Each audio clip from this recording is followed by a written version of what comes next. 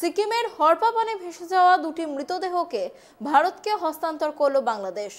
শুক্রবার রাত আনুমানিক ৮টা নাগাদ ভারত বাংলাদেশের গীতালদহ সীমান্ত পেরিয়ে বাংলাদেশের লালমনিরহাট থানার কর্ণপুরের চৌরাটারি গ্রামে দুই দেশের মধ্যে ফ্ল্যাগ মিটিং হয়। সেই মিটিংয়ে দুই দেশের সীমান্তরক্ষী বাহিনীর পাশাপাশি বাংলাদেশ ও পশ্চিমবঙ্গ পুলিশ উপস্থিত ছিলেন। বাংলাদেশ বর্ডার গার্ডস ভারতীয় সীমান্তরক্ষী বাহিনীর হাতে মৃতদেহ দুটো তুলে দিয়েছে।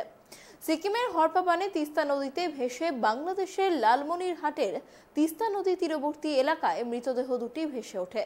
স্থানীয়দের কাছে খবর পেয়ে লালমনিরহাট থানার পুলিশ তাদের উদ্ধার করে নিয়ে আসে এবং পরে বিএসএফকে খবর দেওয়া হয়।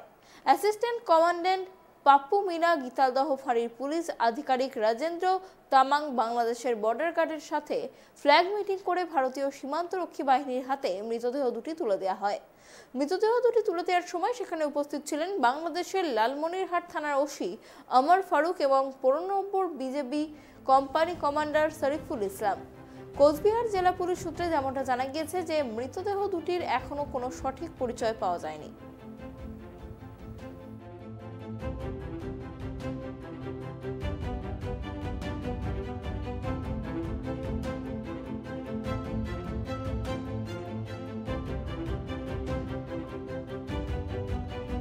এশিয়ান গেমসে ভারতীয় ক্রীড়াবিদদের সাফল্যে খুশি কেন্দ্রীয় মন্ত্রী অনুরাগ ঠাকুর। নিজেদের সাফল্যের পাশাপাশি দেশের নাম গর্বিত করেছে ভারতীয় ক্রীড়াবিদরা। এশিয়ান গেমসে ভারতীয় পুরুষ হকি দল স্বর্ণ জয়ের পরে কেন্দ্রীয় মন্ত্রী অনুরাগ ঠাকুর বলেন, আমি তাদের এবং ইতিহাস রচনাকারী সমস্ত ক্রীড়াবিদদের স্বর্ণ জয়ের জন্য অভিনন্দন জানাতে চাই।